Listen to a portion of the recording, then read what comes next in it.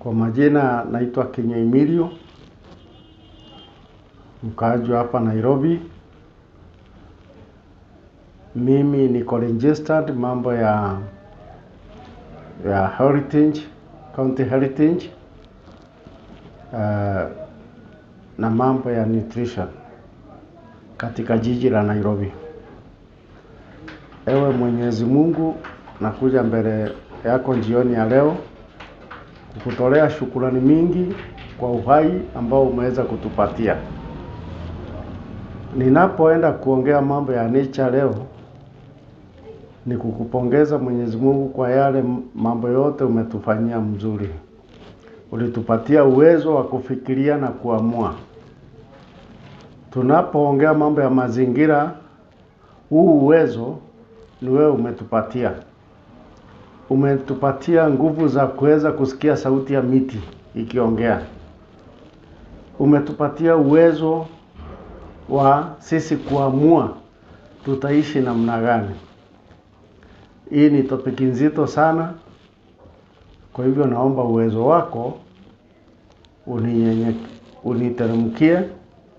Yale yote nitaongea leo niongee ikitokana na wewe. Na ni katika jina lako na la Yesu Kristo mkombozi wetu na kuomba na kuamini. Leo tuko katika topic ya mazingira ambayo yalikuja mbele ya mwanadamu. Wakati wa corona mwaka wa 2020 ndio niliweza kuandika hii kitabu, When God Spoke on Our Happy Days. When trees spoke on our happy days. Yani miti ikaongea kwa ajili ya siku zile zinakuja. Wakati wa corona kulikuja babaisho kubwa sana la ajabu. Lakini wale wameumbwa bila kubabaishwa na kitu chochote, tuliweza kuchunguza mambo ya Spanish flu ya 1918 na ile flu ingine ilikuwako mwaka wa 1999, mwaka wa 1899 to 1902. Tukajiuliza babu zetu walifanyaje kuepukana na hii mabalaa hizi maflu. Tukakuja wakati huo ndio niliweza kupatiwa uwezo wa kuandika hii kitabu, When Trees Spoke on Our Happy Days. Nikaiandika nikiwa na ufunuo mwingi sana. Nikasema mambo ya corona itamalizwa na nature. Sio ya kwamba ni mtu atakuja na tiba ile inajulikana ya kuweza kuimaliza, but nature itaimaliza. Kwa ufupi, katika Biblia, wale wameenda through Biblia ya The Lost Bible watakuja kuona kuna miti 99 ya ndawa. Na hii miti yote iko katika bara letu la Afrika.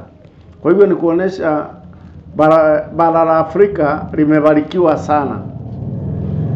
Swali linakuja, je, ni kwa nini Mungu alipanda miti ya kila aina? Hiyo ni katika Genesis 2 verse 9. Na katikati ya ile miti alipanda katika shamba la Eden, katikati alipanda mti wa uhai na mti wa uelevu. Katika Genesis 1 verse 29, miti Mungu alipatia mwanadamu matunda iwe chakula, matawi iwe ndawa. Katika Genesis 30:14 to 40, shrub ambayo inaitwa mandrake tulipatiwa for fertility, yani uwezo ya kimwanaume, uwezo wa kuzalisha. Hiyo tukapatiwa katika shamba letu. Exodus 15:22 to 26, miti ndio hutumika kuosha maji. That's why unaona katika visima, mahali visima iko kuna miti ile ya kufanya hiyo kisima idumu.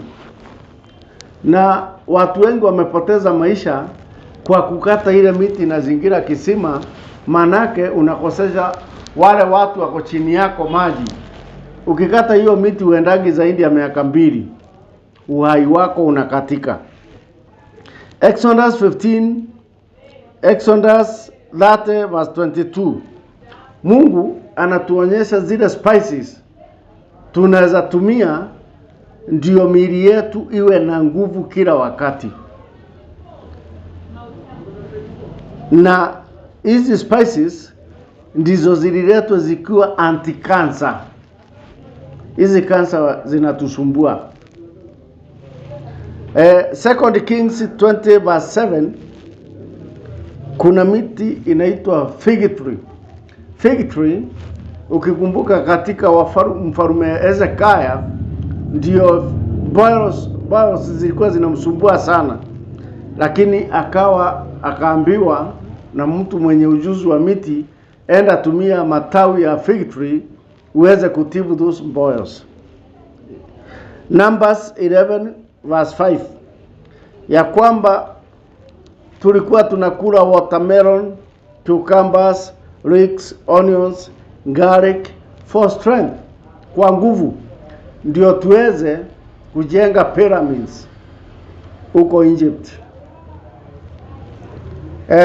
Psalms 104:16, Mungu mwenyewe anatuonyesha vile miti inafaa kupandwa alipopanda cedars Lebanon. Isaiah 38:20, Mungu ukatazi wa miti. That's why unaona kuna miti ingine ukikata uwezi maliza mwaka mzima, unaenda zako. Na hiyo mambo ya miti ya kienyeji ndio sana sana iliua wazazi wetu, ikaua wazukuu, ikaua. Maana unapoenda pale na pawaso, unakata hata mti ile, ndege zinakuja kulala pale, zinatengeneza nyumba, zinafatalize shamba. Asubuhi moja unaamuka, unaenda unakata, tunakuhesabia miaka 2 tu, wewe unaenda zako. Alirogwa na nani? Na ulijiroga wewe mwenyewe. Ezekiel 47:12, matunda ni chakula, matawi ni ndawa. Hosea 4:6 naye inasema munaisha sababu ya kutojua. Yani hii machallenge yote unaona tuko nazo ni ya kwamba hatujui tunalolifanya. Tunafanya madhambi mengine ambayo hayakai kusamehewa. So mambo ya environment tulifunzwa na Mungu. Hebu angalia katika kama Moses, Ezekiel 15 verse 22 huko 26, pale mara Mungu alionyesha Moses kijiti ya mti ambaye aliweza kuinua maji kasimama, watu wakavuka Red Sea. Hivyo ni kukuonyesha nini? Nguvu ya miti. Na ndio unaona miti huongea kama mwanadamu. Leo nitataja miti kadhaa, na katika hii miti nitataja, sitawaambia ni mti gani mmoja, lakini kuna mti nitataja. Unajua hii dunia iko warogi wengi sana, na warogi ni njia mingi.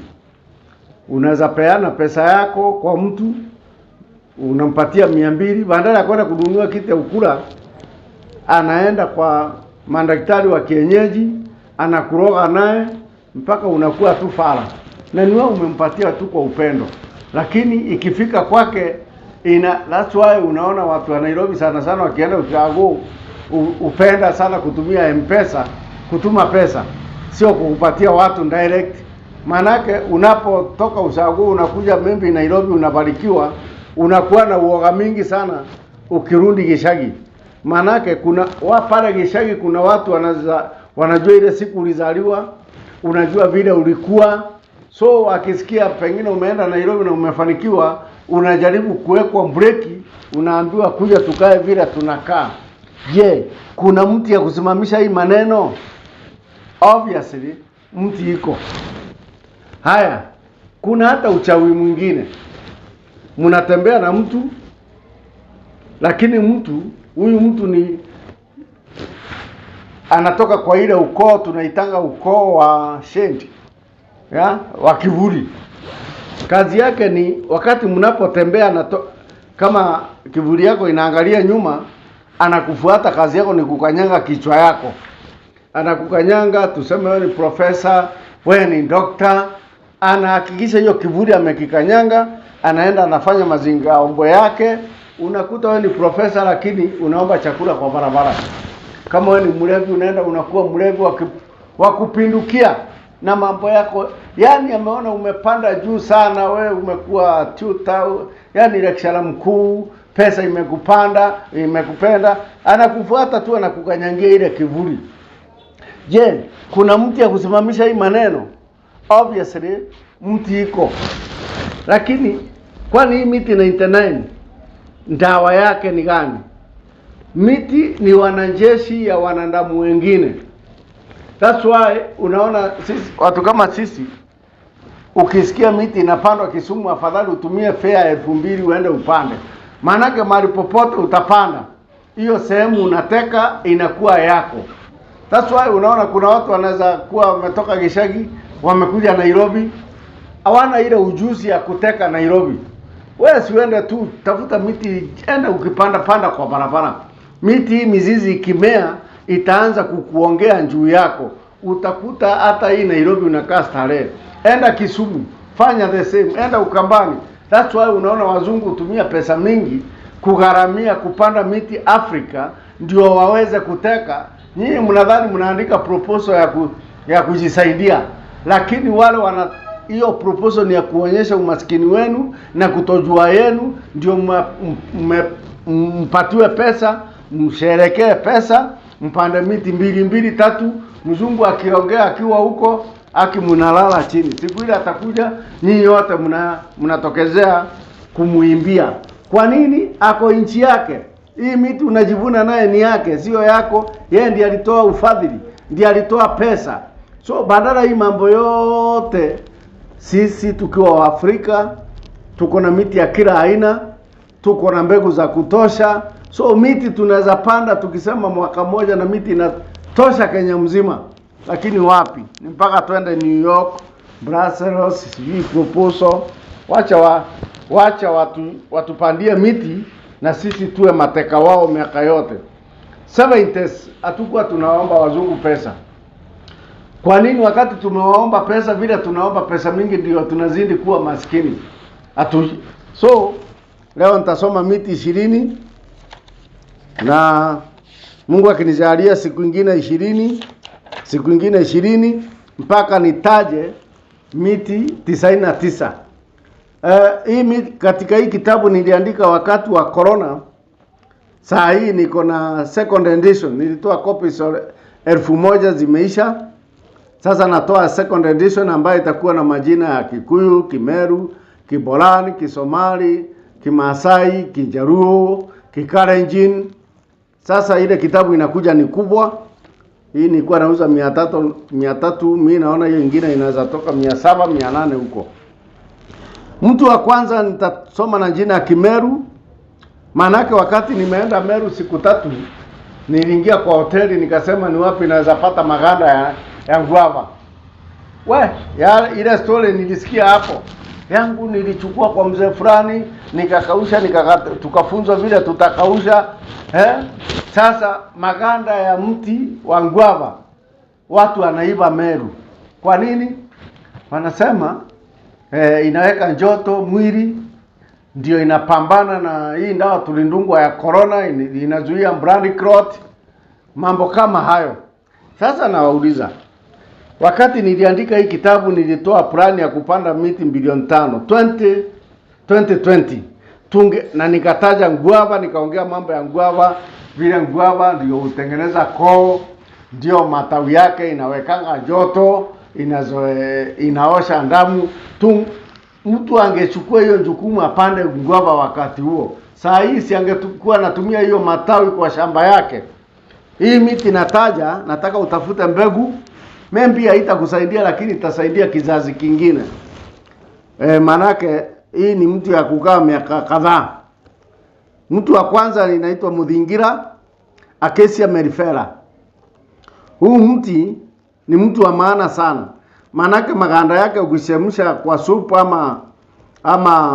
ama mizizi ni dawa ya ugonjwa wote wa tumbo. Haya, number 2. Kuna mti inaitwa Kenywa kama mimi, Acacia Seal. Acacia Seal, hii mti maganda yake huwa na tannins na mizizi. Tannins ni zile nutrients ambazo zinapigana na poison yoyote ambayo inaweza kuwa kwa tumbo.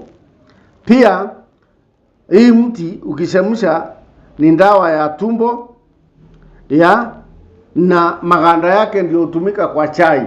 Na chai yake ukiikunywa ina purify blood, inakuweka miguu joto, inapigana na arthritis, rheumatism, vitu ambazo zinatokana na kugandaganda kwa damu. Mukurwe, Arvisa gumifera. Huu mti naye ni mzuri sana, mizizi yake kuzuia malaria. Mwaidha, ukipata mwaidha panda kwa kizazi manake hii ni wakati wa kupanda. Panda ndio tuweze kuelimisha kizazi ambacho kinakuja baada ya sisi. Mwaidha inaitwa Entanda leptotasia. Mizizi yake ndio hutumika kama dawa ya wakati umeshaumwa na nyoka. Hii ndio dawa, huu mti ndio dawa wa kuumwa na nyoka. Haya, Musugusugu, Crotalaria agaliflora. Hii mti ni mtu wa maana sana, Musugusugu, maanake huko Meru iko kila mahali, ndio dawa ya macho. That's why mimi nikisimama hapa naweza ona kilomita 20 ama 30 sababu ya kutumia hii. Mimi napenda kutumia hii tumaganda ya hii mti. Na huu mti ndio dawa ya gonorrhea. Hata hizi vijana wanaita super gonorrhea. Huu mti Musugusugu ndio dawa ya gonorrhea, any type of gonorrhea. Haya, kuna mti inaitwa Kedidi, Doricus oliveri. Mizizi yake inakuwa na sumu mbaya sana. Uzuri matawi yake naye inatoa sabuni ambaye ukioga naye inamaliza magonjwa ya ngozi. Kuna mti inaitwa Muhoti. Muhoti ni Erythrina abyssinica. Hapa naye ndio chai ya Mwafrika iko. Yaani mizizi ya Muhoti ukipika chai, weka kachai na sukari, wewe vile utaipika ukunywe, utashinda ukiwa fresh. Si kama majani chai ambayo iko na nicotine ama miraa iko na nicotine. Hapana, hii ni fresh katika mwili. Then kuna ile tumesema ni Musugusugu, kuna Musugugu naye inaitwa Indigofera. Hii mti naye ndio tunatumia mizizi yake, ndio ndiwoma ya tumbo zetu. Ukikunywa kasupu ama unashemsha maji, unandio mwili yako mzuri bila kutumia hii matembe tunatumia. Then kuna huyu Mokoyo naye Ficus sycomorus. Ni mtu mzuri sana, manake zile kamba za weaving ukizishemsha nazo huwa pia zina purify damu mzuri sana. Huwa inatoa hizo kamba ambazo ni kamba mzuri sana. Then kuna Muriati, Ilex mitis. Muriati sana sana hupatikana Mlima Kenya. Asali ambayo imetokana na Muriati ni asali Ilex mitis. Ni asali inaweza tibu magonjwa ya aina mingi. That's why unaona Wahindi wanaita asali la sayani yaani tiba ya magonjwa yote. Tunaenda mbio mbio. Kuna mti inaitwa miraa. Miraa ni Cather enduris. Cather enduris naye ni stimulant. Hii ni dawa mzuri sana. Wacha ile negative tunawekewa na wale watutakii makuu mazuri. John the Baptist akiwa Ethiopia ndio miti alikuwa anatumia sana akihubiri. John hakuwa anatumia sana chakula ya watu, alikuwa anatumia majani ya msituni. So miraa ilikuwa kati yake akihubiri neno la Mungu. Na sana ukiangalia miraa origin yake ni pale Ethiopia, mahali kulitoka Queen Sheba ambaye alienda akaleta uzao wa King Solomon. Yule mtu anajulikana ndiye mwerevu sana duniani. Wakati Israel walichukua hii kabila lao wakawabeba, walibakisha hiyo kabila inaitwa Hamhara. Walibakisha watu wengi sana. So juzi nikiwa Isiri niliona hao wasichana wakiwa pale Isiri wakitafuta visa za kwenda Canada, kwenda Ulaya, yani wanatumia Kenya kama njia moja ya kwenda Ulaya. Nikauliza, jamani, vijana wetu, mungejua hii kabila la Hamhara, munichukulia hii wasichana wa ukoo wa King Solomon, si mnaweza tugeuzia? Manake nimekaa Isiolo sana na Marsabit huko, na kuna kitu nilikuja kugundua ajabu sana. Kijana Mmeru akioa msichana Mboran ama Hamhara, kitu ya kwanza Mboran, hizo unahesabu ni ndigiri zote kwa nyumba. Hapa kuna rivers ya kurundia ati niyo ni kuingia ndigiri tupu. Ukioa msichana kama mmoja nililetea kijana wa Central Bank, huyo msichana wa Hamhara wa ukoo wa King Solomon akiingia kwa nyumba tu, hata akianza kupika tumandazi, nyinyi mmetajirika. Sasa mimi naona wakipitia hapa Isiri wakienda Canada, vijana mkeni, tuchukulieni mtuletee hapo kijijini muone mabadiliko haya. Kuna mti inaitwa Mukawa Ministroxeron aethiopicum. Hii mti ni mti mmoja ambaye iko na variety ya mambo mingi sana. Unaitumia kwa chai, unaitumia kwa kutibu magonjwa, na huu mti ndio watu walikimbilia Loliondo, Tanzania. Sio mti ingine, ni hii mti inaitwa Mukawa. Watu walikuwa wanatoka huku Nambas wanateremka kukunywa kikombe kwa mzee wa Loliondo, ndio hii Mukawa. Na sana hii mti upatikana pale Embu, iko sehemu zingine za Meru, na ni ya kutibu magonjwa aina tofauti, lakini sio kusema inaweza tibu magonjwa yote. Mukayau Salvandora pasca. Hii naye ukiumwa, you see, saa hizi watoto wetu wanang'olewa meno wakiwa wandogo sana sababu ya kukosa ngamu. Hii mti mukayau ukiupanda, toothbrush yake inarudisha meno, inarudisha ngamu kwa meno. Inafaa hata ukiwa miaka saa hii. Jana nimesoma historia ya Mundia Wori ambaye anasimamia mambo ya vijana. Mzee ako 98. Nikajiuliza, Mundia Wori ako 98, anasimama kama kijana. Kuongea kwake unaweza fikiria ni kijana wa miaka 50. Meno yake imejaa kwa mdomo. Kwa nini tusijue hii maneno? Ndio hata ukiwa na miaka 100 meno yako iko bado kwa mdomo, badala ya kung'oka meno yote ukiwa na miaka 50. Hii mti naomba tupande. Haya, kuna mti inaitwa Mugorona Lambdas prionoides. Ndio mti ambaye tulitumia sana kuinhale wakati wa corona, manake ilitumika 1918. Unapatikana Mount Kenya. Pale tulikuwa tunaingia na maumba zetu 40, tunaenda tunachimba hiyo mizizi, tunashemua